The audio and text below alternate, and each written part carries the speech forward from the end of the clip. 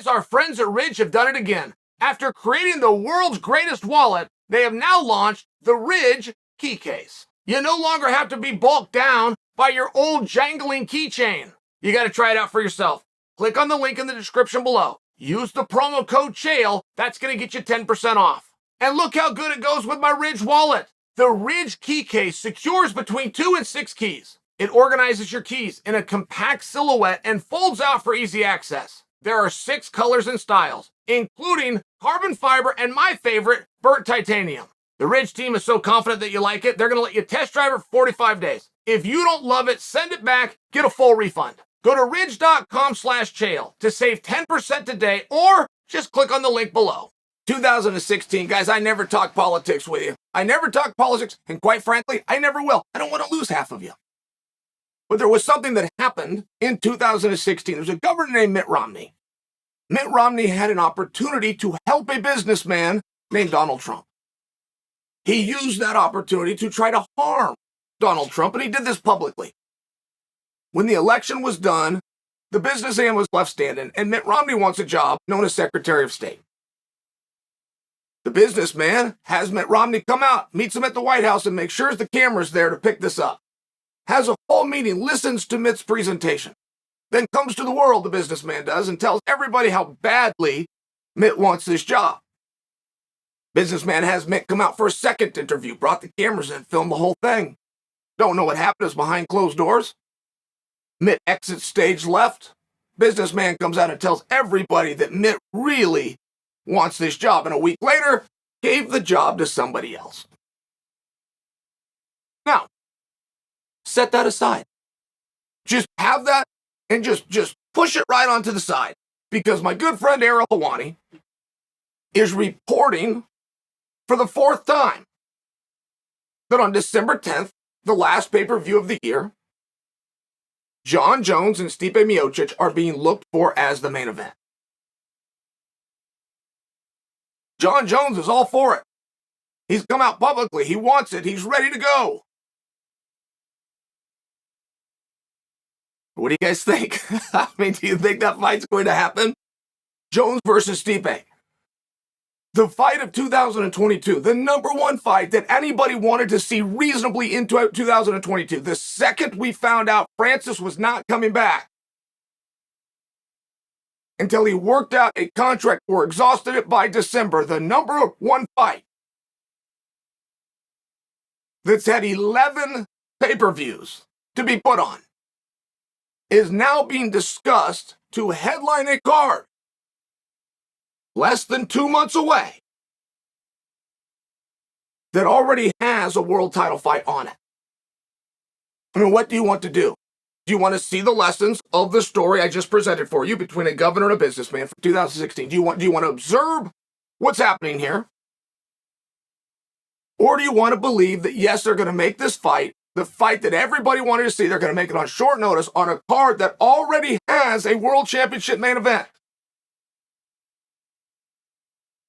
And they're going to put it all together in less than 2 months. Maybe. Quite possibly. But you're still being given a message. Just how bad do they hate the rematch between Glover and Prochazka? Glover and Prochazka represents the single greatest fight that light heavyweight ever saw.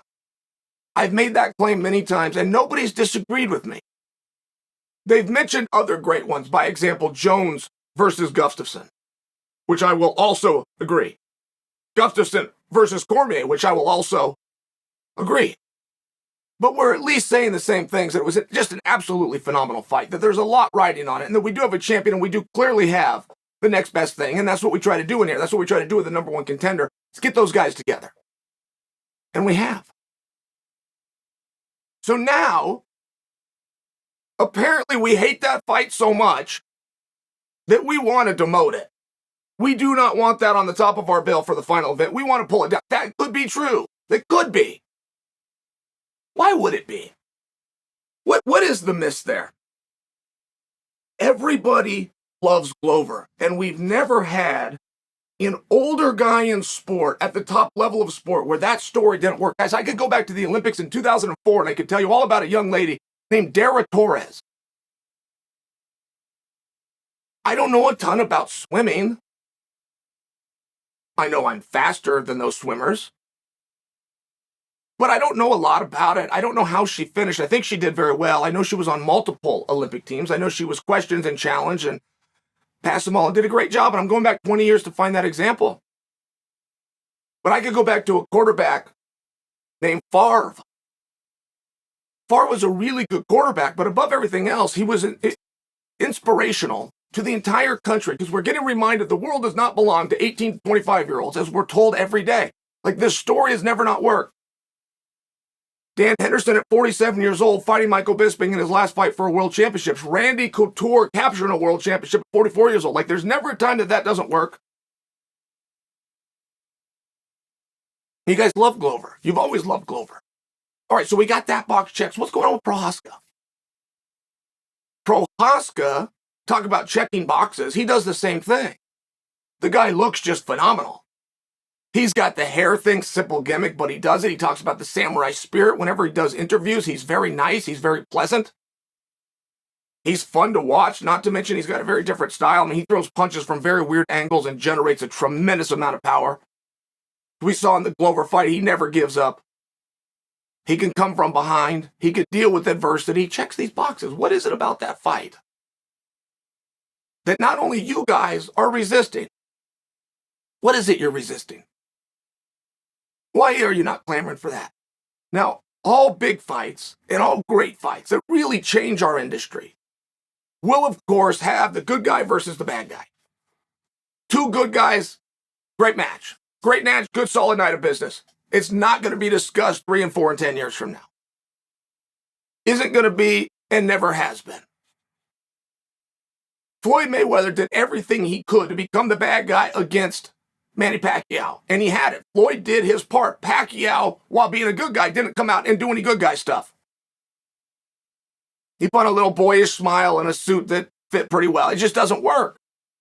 That's a fight that the boxing world wanted to see for 10 years, and the boxing world has forgotten even happened. I'm just sharing for you. These big fights do need something.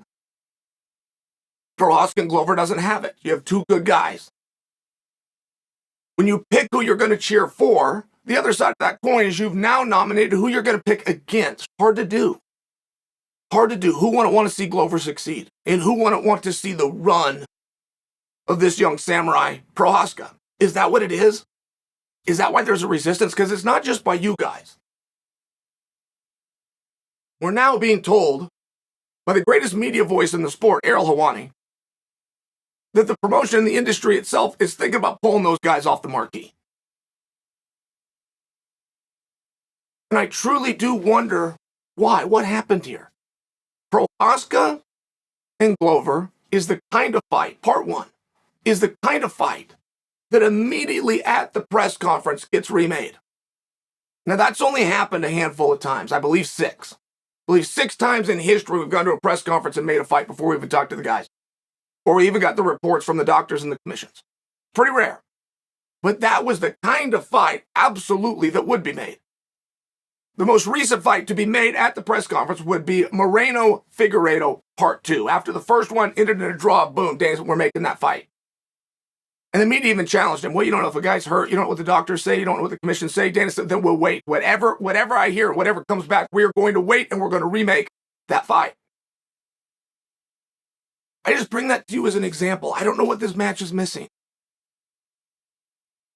I don't know what the people that see the numbers and the confidence that they have, I don't know what more could be missing. I could bring to you what I just did, which is it's good guy versus good guys. Two guys that you'd like to see succeed, which hurts from a level of anticipation. But boy, as far as a great fight goes, with the right two guys, the most worthy guys, this was the match to make.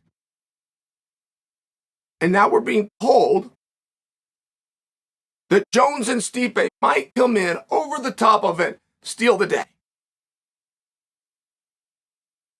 And we're being told that that's what Jones really wants. We were told that the governor would have done anything to be the Secretary of State.